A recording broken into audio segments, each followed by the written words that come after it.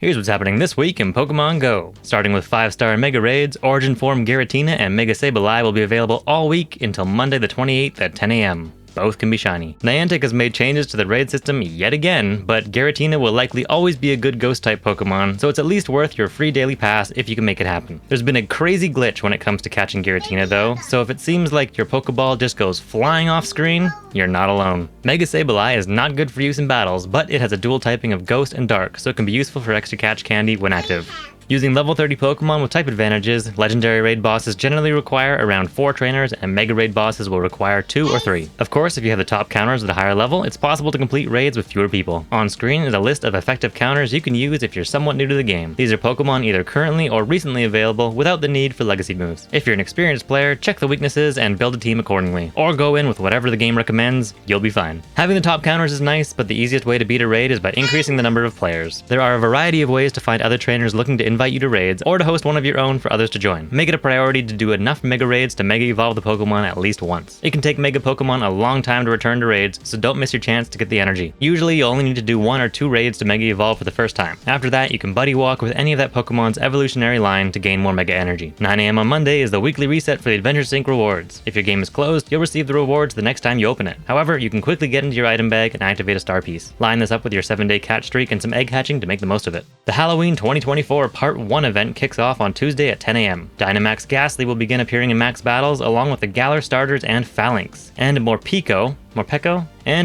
will be available for the first time in Go. Maybe that's more Pico, I don't know. The event bonuses will be 2 times catch candy, an increased chance for Candy XL with nice or better throws, and boosted shiny rates for Umbreon in raids and Zorua in the wild. If you don't know, Zorua appears as the same Pokemon as your buddy in the wild. Catch it and it will transform the same way as catching a Ditto. You won't know it's a shiny Zorua until you catch it. There will be a free timed research, which will reward Spiritomb and Morpeko, and there will be event-themed Pokemon in the wild, field research, and raids. You'll also be able to collect Mega Energy from field research if you find it. If you missed any of the recent Mega Raids, you could slowly collect enough through research to Mega Evolve the first time. Notably, Gengar Mega Energy, since Mega Gengar hasn't been featured this year. Of course, there will also be a paid ticket available. $5 will get you 3 times catch candy instead of 2, some extra encounters with featured Pokemon, early access to Pokemon wearing Halloween costumes, and an avatar item. But why stop there? A second paid research ticket will be available. For $2, you can get a handful of costume Pokemon. Happy Halloween! Happy Halloween! On Tuesday at 1 PM Pacific Time, the active Go Battle Leagues will become the Great League Remix and the Halloween Cup Great League Edition. You can check the schedule in-game to see when the leagues change in your local time zone and to see what's coming up for the whole season. The weekly Spotlight Hour runs from 6 to 7 PM on Tuesday and features a trio of ghosts, Ghastly, Litwick, and Duskull. For 1 hour, they will be everywhere in the wild at a boosted spawn rate. The bonus will be 2 times catch XP, and that stacks with the 2 times candy bonus from the Halloween event. All 3 Pokemon are useful, so it's a great chance to stock up on candy. Mega Gengar is the top ghost and poison type Mega, Chandelure is good as either a ghost or fire type raid attacker, and Dusknoir is good for the Go Battle League. Ghastly still seems to be everywhere in the wild, so if you're trying to conserve Pokeballs, focus on Litwick and Duskull. However, Litwick is a featured spawn during the Halloween event, so you'll have plenty of time to catch them. If you're going for a Dusknoir in the Ultra League, you'll need a lot of Candy XL, so Mega Evolve a ghost type and go for great and excellent throws. If you're just going to focus on Litwick and happen to have a maxed out fire type Mega, use that instead of a lower level ghost type Mega. And if all you have is a Mega Beedrill, at least use that or another poison type Mega for extra Ghastly candy. On Wednesday, the weekly raid hour runs from 6 to 7 PM and will again feature Giratina. An instant raid will appear at most gyms at 6 PM, if there are players nearby with the game open, and the raid will last 25 minutes, then there will be a 5-minute break before the next 25-minute raid will appear. A PokeStop Showcase will end on Wednesday at 8 PM and feature event-themed Pokemon. Enter it for easy Stardust and XP, and you could earn premium items if you place high enough. On Saturdays and Sundays in October, Tier 5 Shadow Raids have featured Shadow Entei, but this being the final weekend in October, we can expect to see Shadow Suicune next week. As a reminder, Shadow Raids are in-person only, no remotes. Last I checked, Shadow Entei is a top-ranked fire-type raid attacker. It's weak against water, ground, and rock, and if you have the appropriate counters at level 30, you'll be able to take it down with around 4 trainers using purified gems. Starting Saturday at 10 AM and running until Sunday at 8 PM, the first 3 Gigantamax Pokemon will be available to battle at power spots. These will be 6-star max battles, costing 800 max particles to enter and complete. Niantic has recommended groups to be a minimum of 10 trainers, but up to 40 can participate in a single battle. Trainers will be split into subgroups of 4, likely to keep things technically manageable and so that max energy and max moves will only affect your smaller group while total damage output gets sent to the boss from all the groups together. As with other max battles, these will be in person only, so if you don't have a local community, you might want to start looking for one or building one. Campfire has been updated to show max battle locations. If you haven't tried using Campfire, I would strongly recommend downloading it and learning it. If your area doesn't have a Campfire group, you can make one. Others will be able to see it on the map and join, and you can get a local community started that way. So-called special encounters will appear at power spots if you leave behind Gigantamax Pokemon, but we'll have to wait and see what those could be. Finally, on Sunday at 8 p.m, the weekend PokeStop Showcase will end. And for the rest of October, the Galar starters and Phalanx will be in max battles, now joined by Ghastly, and the seasonal bonuses will continue to be active until December 3rd. And that's it for the week ending Sunday, October 27th, 2024. Thanks for watching, especially you, watching all the way to the end. Watch time is super important to a growing YouTube channel, and since I try to make my videos as short as possible, and currently only release one per week, anyone watching them all the way through has been a huge help. This channel just hit 5,000 subscribers this week, so I thought it would be a good time to finally just turn on a camera and say just how grateful I've been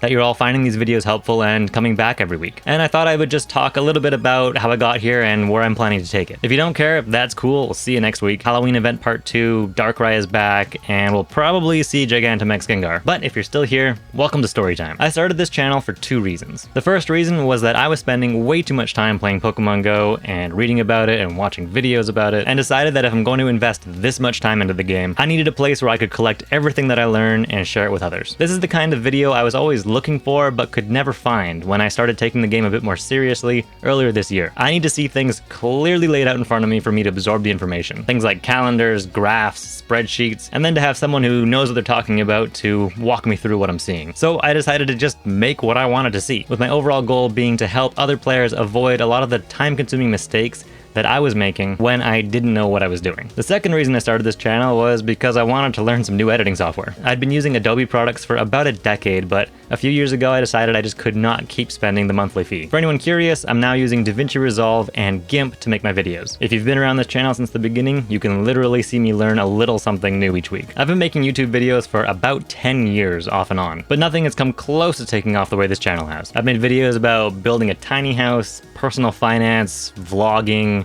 Destiny, Star Wars. I did some about the band I was in and music I was writing. And before this, my most recent one was a more general video game channel, which I plan to continue working on. I'd like to get back to making a lot of other gaming content, but time is not quite permitting that right now. I'm a full-time dad to my who's asking for help right now playing Zelda. Oh, you pressed the start button. You don't want to push that button. And I have a never-ending house renovation that eats up what would be any of my spare time. But the house will eventually be done, the kid will eventually go to school, and I'm hoping to finally make a career out of talking about video games on the internet. The dream. Anyway, I really didn't expect this channel to receive much attention. My friends have been like, I had no idea you were so into Pokemon Go.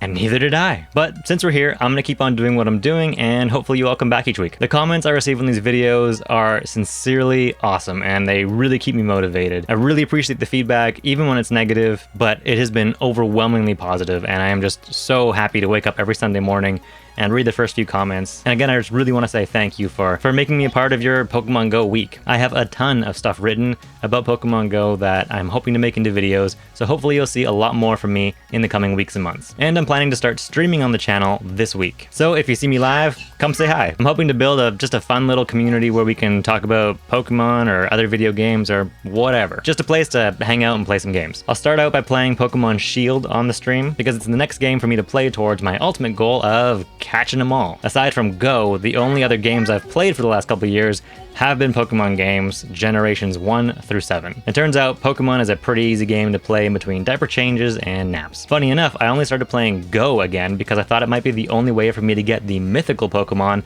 I needed to complete the living dex. And then Go kinda just took over. But that is enough yapping from me. If you're still here, let me know in the comments what you'll be catching this week. Additional information can be found in the description and pinned comment, including new information that wasn't available at the time of producing this video. Remember, don't waste your time if you're not having fun. And that's actually something I'm saying to myself every single week, but I figure there's probably somebody else out there who needs to hear it. And as always, good luck out there.